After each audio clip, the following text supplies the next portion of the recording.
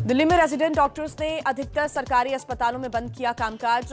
NEET PG counselling में देरी के खिलाफ आयोजित विरोध प्रदर्शन पर पुलिस एक्शन से है नाराज।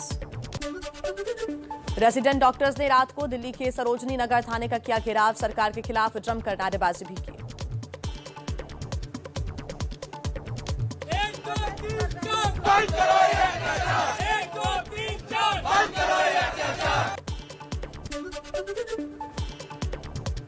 कल सुप्रीम कोर्ट की तरफ मार्च कर रहे डॉक्टर्स से पुलिस की झड़प हुई थी और इस धक्का मुक्की में कई डॉक्टर्स और 7 पुलिस वाले जख्मी हुए थे। पुलिस ने डॉक्टरों के खिलाफ कई धाराओं में केस दर्ज किया।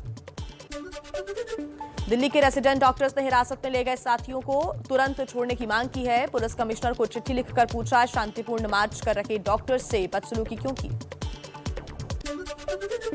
हड़ताली डॉक्टरों पर समर्थन में उतरे दिल्ली एम्स के रेजिडेंट डॉक्टर्स। कहा, अगर 24 घंटे में डॉक्टरों की रिहाई नहीं हुई और सरकार ने माफी नहीं मांगी तो आज से एम्स में पूरी तरह ठप हो जाएगा इलाज। दिल्ली के resident doctors NEET PG counselling की मांग को लेकर पिछले 11 दिनों से हड़ताल कर रहे हैं। डॉक्टरों का कहना है कि नई भर्तियां नहीं होने से उन पर काम का बोझ बहुत ज्यादा है, लेकिन सरकार इस पर ध्यान नहीं दे रही है। कांग्रेस ने रेजिडेंट डॉक्टरों की हड़ताल का किया समर्थन। राहुल गांधी ने ट्वीट कर कहा, डॉक्टरों को झूठा पीआर नहीं, सम्मान और हक चाहिए। प्रियंका भी बोली, फूल बरसाना दिखावे का पीआर था, असलियत में ये डॉक्टर्स पर अन्याय बरसा रहे हैं। दिल्ली में कोरोना के मामलों में लगातार बढ़ोतरी। 24 घंटे में 331 नए मरीज आए सामने। 9 जून के बाद एक दिन में सबसे ज्यादा केस संक्रमण दर बढ़कर हुआ 0.68%। दिल्ली में नाइट कर्फ्यू की शुरुआत। रात 11 बजे के बाद सड़कों पर छाया सन्नाटा। आवश्यक सेवाओं को छोड़कर सब बंद। पुलिस भी दिखी मुस्तैद। प्रधानमंत्री मोदी का आज कानपुर दौरा। सुबह 11 बजे आईआईटी कानपुर के 94वें दीक्षांत समारोह को करेंगे संबोधित। कानपुर में मेट्रो का सपना आज होगा पूरा। दोपहर 1:30 बजे कानपुर मेट्रो का उद्घाटन करेंगे PM Modi. IIT Kanpur station से गीतानगर मेट्रो स्टेशन तक सफर भी करेंगे। पीएम मोदी आज कानपुर मेट्रो रेल परियोजना के पहले कॉरिडोर का उद्घाटन करेंगे, जिसकी लंबाई 23.8 किलोमीटर है। इस रूट पर कुल 22 स्टेशन हैं। रूट पर आईआईटी कानपुर से नौबस्ता तक जाएगी मेट्रो ट्रेन। कानपुर मेट्रो परियोजना की कुल लंबाई 32 किलोमीटर है। इस पर खर्च होंगे 11,000 करोड़ रुपए।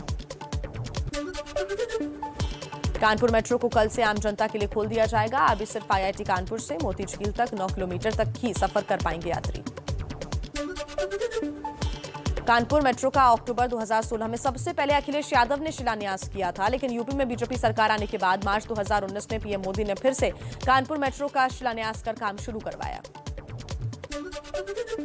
कानपुर में प्रधानमंत्री मोदी बीनापन की मल्टी प्रोडक्ट तेल पाइपलाइन परियोजना का भी उद्घाटन करेंगे। 356 किलोमीटर लंबी इस परियोजना की क्षमता 3.45 मिलियन मीट्रिक टन प्रति वर्ष है।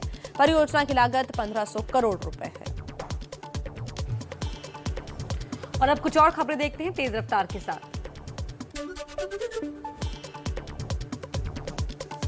इलाहाबाद हाईकोर्ट की चुनावी रैलियां रोकने की अपील के बावजूद यूपी में धुआंधार प्रचार जारी। आज हरदोई, भदोई और सुल्तानपुर में जनसभा को संबोधित करेंगे गृह मंत्री अमित शाह। शाम को काशी क्षेत्र की चुनाव तैयारियों पर वाराणसी में करेंगे बैठक।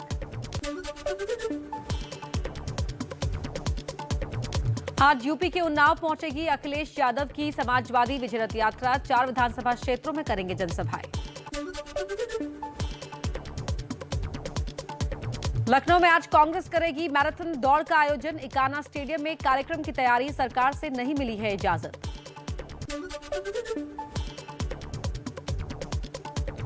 चुनाव आयोग की टीम आज से 3 दिन के यूपी दौरे पर रहेगी। राजनीतिक दलों, सभी जिले के डीएम और पुलिस अधिकारियों के साथ बैठक कर तैयारियों की होगी समीक्षा।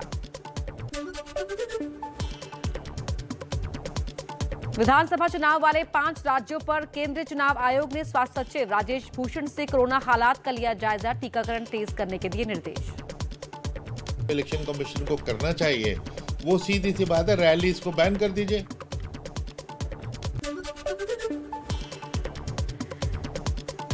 केंद्रीय स्वास्थ्य सचिव सुबह 11:30 बजे राज्यों के साथ कोरोना पर समीक्षा बैठक करेंगे। नई गाइडलाइंस और बच्चों के वैक्सीनेशन पर होगी चर्चा। दुनिया के 117 देश में फैला ओमिक्रॉन। भारत में अब तक 621 मामले आए सामने। महाराष्ट्र सबसे ज्यादा 167 केस।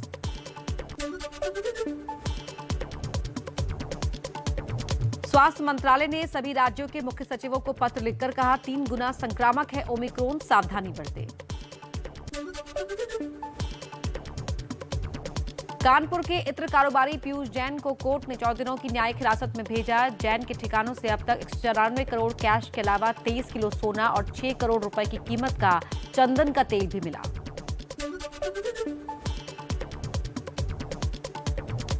यूपी में इत्र कारोबारी के ठिकानों पर छापेमारी को लेकर वार पलटवार जारी। बीजेपी ने साधा समाजवादी पार्टी पर निशाना। एमपी के गृह मंत्री नरोत्तम मिश्रा ने कहा छापे का कनेक्शन एसपी से है। अब ये स्पष्ट हो गया है ये कौन सा समाजवाद है। ये वो समाजवाद है जो परिवारवाद से शुरू होकर परिवारवाद में खत्म होता है।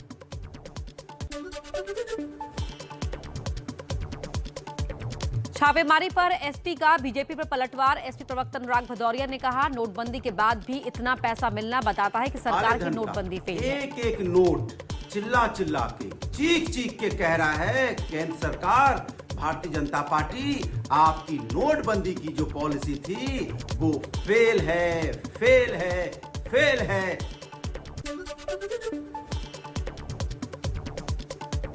कन्नौज में पीयूष जैन पर छापेमारी को लेकर सुहेल देव समाज पार्टी के अध्यक्ष ओम प्रकाश राजभर बोले पीयूष जैन का समाजवादी पार्टी से कोई लेना देना नहीं। देश में कुछ भी होगा उत्तर प्रदेश में तो उसका तार सीधे समाजवादी पार्टी से जोड़ दिया जाएगा, भले वो भाजपा का एजेंट हो।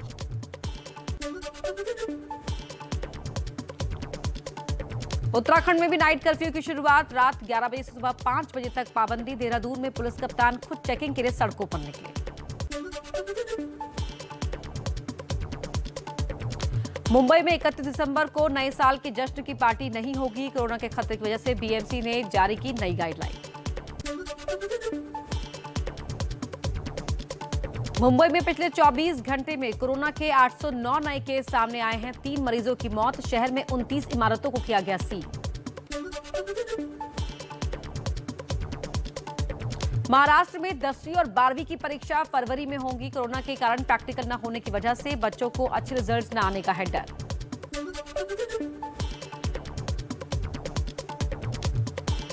सूत्रों के मुताबिक महाराष्ट्र विधानसभा के शीतकालीन सत्र में नहीं आएंगे सीएम उद्धव ठाकरे। 35 लोगों के कोविड पॉजिटिव आने की वजह से लिया फैसला। और आइए अब कुछ और जरूरी खबरें आपको बता देते हैं फटाफट अंदाज में ही। हरियाणा में आज होगा कैबिनेट का विस्तार। बीजेपी और जेजेपी से एक एक विधायक को मंत्री बनाया जा सकता है। शाम 4 बजे राजभवन में शपथ ग्रहण समारोह। कांग्रेस का आज 137वां स्थापना दिवस। दिल्ली मुख्यालय पर आयोजित कार्यक्रम में शामिल होंगे सोनिया, राहुल समेत तमाम वरिष्ठ नेता। देश भर में कार्यक्रमों का आयोजन।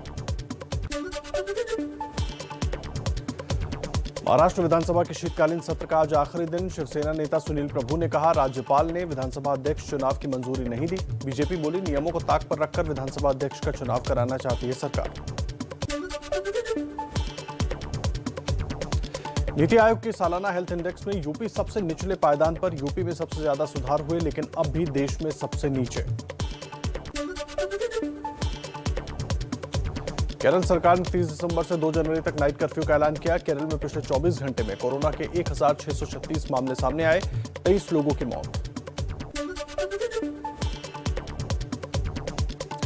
पटना में बकाया वेतन की मांग को लेकर वार्ड सचिवों का बीजेपी ऑफिस के बाहर प्रदर्शन। पुलिस ने लाठीचार्ज किया, पानी की बौछारें छोड़ी।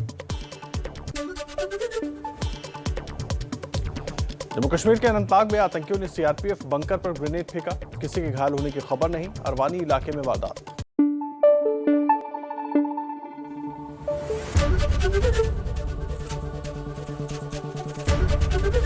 एबीपी न्यूज आपको रखे आगे।